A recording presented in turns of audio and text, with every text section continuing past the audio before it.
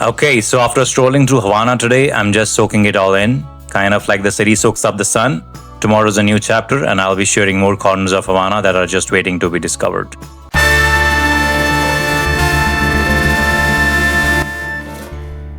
Welcome back, everyone, to another day in Havana. Today we are diving into some of the city's most iconic spots, starting right here at the Revolution Square.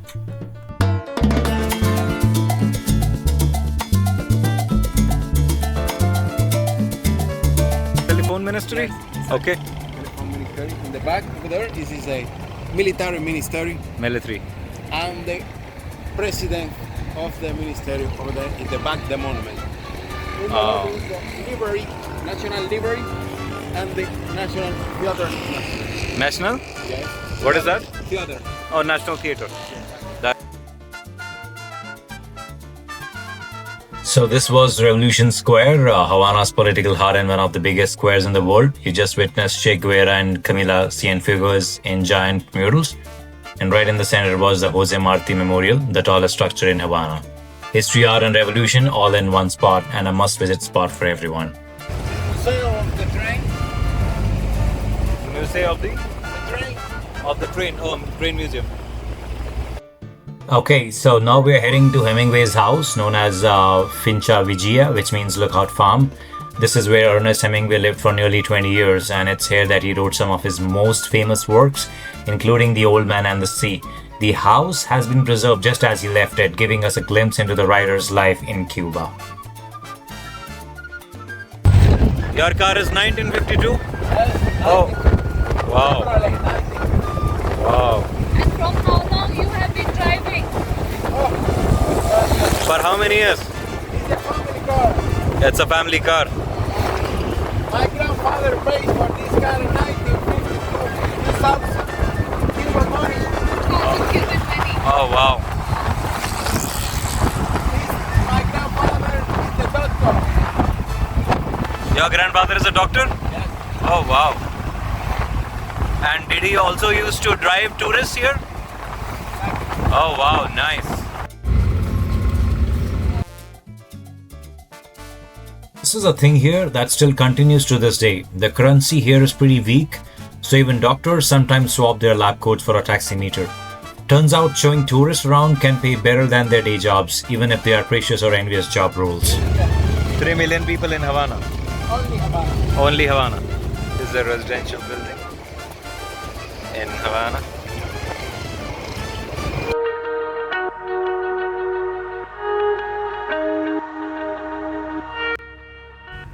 And here we are, stepping inside Hemingway's house. Okay, so we have to buy tickets to see inside, though judging by the driveway and the gardens, it feels more like a wedding venue than the Hemingway's house.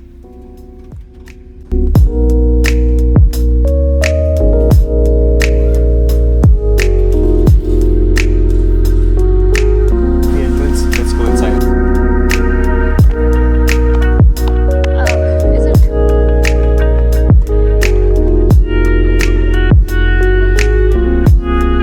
So it turns out that the entrance is from the other side. So you are now looking at the living room of Ernest Hemingway. And of course, that's his bedroom. This is basically the outside area where I think Hemingway just used to spend his lovely evenings outside. Look at how the trees wrap around the house, giving it a secluded, timeless feel, like stepping into the Hemingway's world. That's his pool.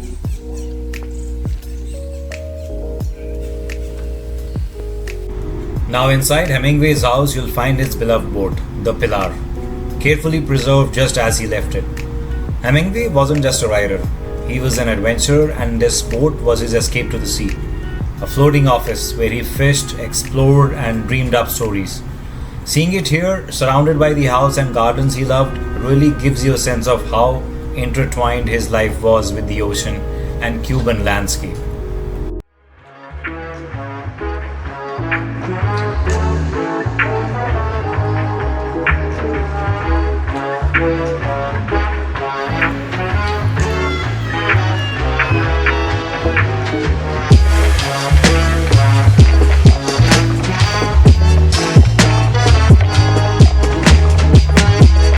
that wraps up our tour of Hemingway's house. Part museum, part-time capsule, and definitely a place that makes you want to pick up a pen. Or maybe just a fishing rod. It got so hot that our cabbie decided to put the roof back on the car. Guess even classic rides need a little shade.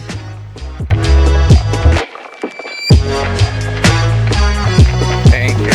Again? Blue and white, secondary. Okay. And red and white, primary school. Primary school. Okay. And just like that, Nice. Darien jumped straight to beer. Talk about going from class to glass. Bucanero and Cristal. Cristal. Cristal,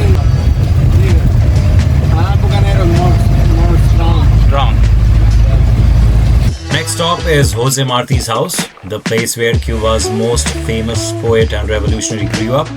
It's a pretty simple home, but inside you get a glimpse of the life that inspired one of the Cuba's greatest heroes. So inside Jose Marti's house, you'll find a collection of his personal belongings, like his coat, crockery, towel, and even his pigtail that share the story of his early life. The rooms are modest, but they reflect the simple upbringing of a man who went on to inspire an entire nation with his words and his vision for independence. Next stop, El Capitolio. At first glance, it looks a lot like the US Capitol, but the Cubans will tell you with pride that theirs is a little taller. It's one of the most stunning buildings in Havana. Built in 1929, it was inspired by the US Capitol in Washington. But it's actually taller and more ornate. Today, it houses the Cuban Academy of Sciences and Parliament.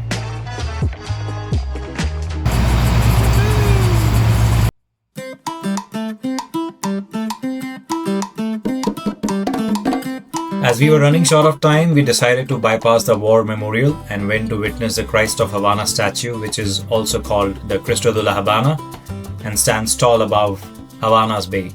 Built in 1958, it rises 20 meters high and weighs over 300 tons of white marble. From here, it feels like the statue is blessing the entire city while offering one of the most panoramic views of Havana. Nearby at a distance is Che Guevara's house. No need for a tour inside to know this guy made history. Sometimes the walls alone tell the story.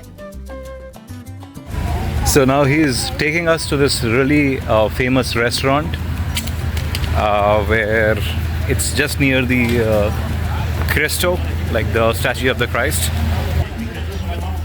You can tell Darien is a famous guy here.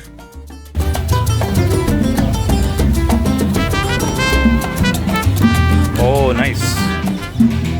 This for you.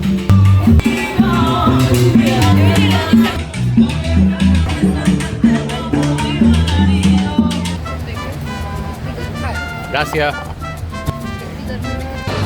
It's a really hot day in Cuba, in Havana, and our driver and also the tour guide for today, he brought us to this restaurant called El Cañonazo, and we're having the Bucanero beer, which basically means strong beer in Havana or in Cuban. And the first sip of the beer, it reminds me of Ranveer Shori. If you've seen Big Boss, you would know what I'm talking about. Cheers. Thank you so much. So how is it that some people, they know Spanish more and some of them, they know English so better? How does it go? How does it? More English. No, like, is it like difference in schools, or like, is it like because you wanted to learn English and that's how you ended up learning? We have studied English in the school, but it's a little. Oh, it's little. So then remaining is only all proactiveness. Nice. Good job.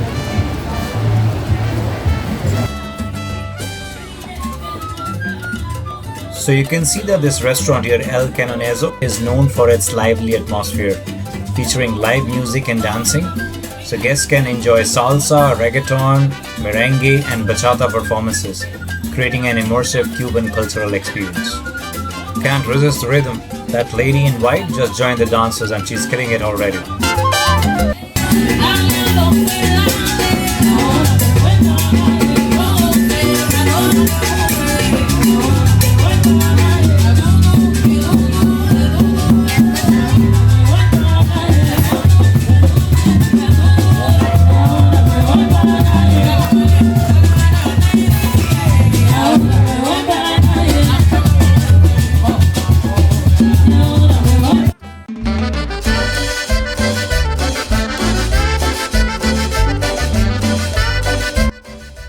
Now we are at Castillo del Morro, Havana's iconic fortress guarding the entrance to the bay.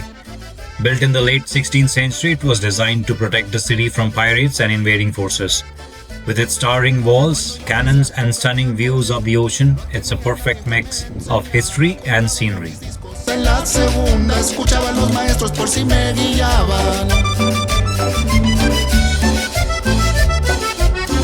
Walking along the walls of Castillo del Morro, you get a full view of Havana Bay. From up here, you can see the city stretching out on one side and open ocean on the other. The cannons still in place are a reminder of the fort's defensive past, while the views today are pure postcard material. Okay, de nada.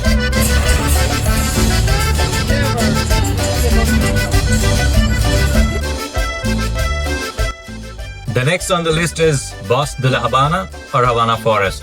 That actually feels like stepping into another world. Just minutes from the city's noise and classic cars, you're suddenly surrounded by towering ceiba and banyan trees, their roots twisting down into the earth and vines hanging like curtains. The Almandares River cuts through the forest, giving the air a cool, damp freshness. It's always good to see some green cover of any city, and this one looks really beautiful because the trees and the plantations. I don't think I've seen something like this. Now, this isn't just a pretty green escape, it's also a sacred place.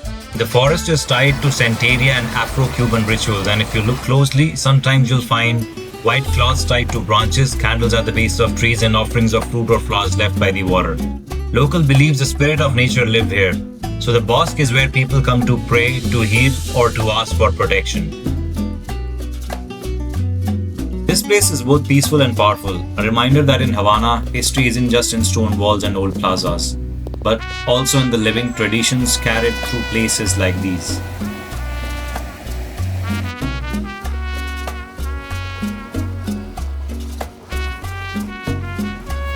Bumanos, mi amigo. It's beautiful over there. It's very beautiful. Time to fucking start the car off again.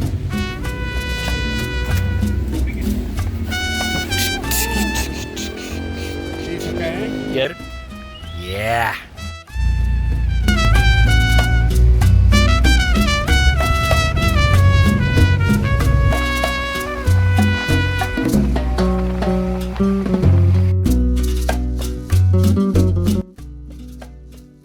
What we are passing by now is the Cemetery of the Cristobal Colon, which is no ordinary graveyard, it's a city of marble.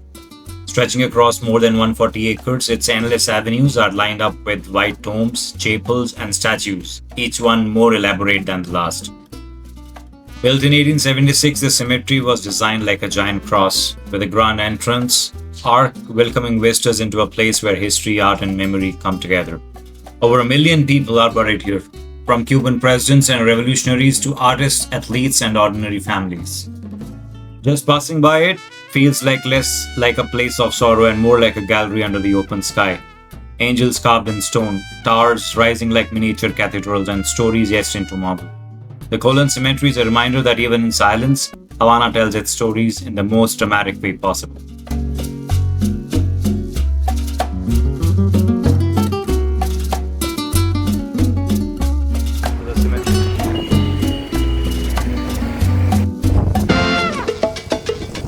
Okay, so this brings us to the end of this day. Surprised. Yeah, I'm just surprised. Okay, this is my friend Darien. He was with us today, and he showed us around the city, and the best part is that he charges really very nominally. So if you are in Havana and you're looking for a tour across the city, he's the best person, he's very reliable, and he's also a family guy. So Hola, mi nombre es Darien. En este lindo carro le damos recorrido por toda la ciudad de La Habana al mejor precio de La Habana, el mejor precio de La Habana, the best price of the Havana. Okay? Yeah, look at the car, so pretty. That's his car. Pink You color. take the picture for my wife. Okay, sure. Okay. And that's a taste of Havana with Darien. His number is in the description if you want to explore like us. No sponsorships, Hola. just good vibes. If you've got some extra time, check out the boutique hotel where we are staying. Right in a neighborhood, feels like home and would break the bank. The hotel has a really lovely spot to relax on the veranda by the pool, plus a small bar if you want to drink. The staff here are super friendly, making the place even more welcoming and homely. Hit me up in the comments and tell me what you think. Until next time, stay rooted, stay north, and do it for the memory.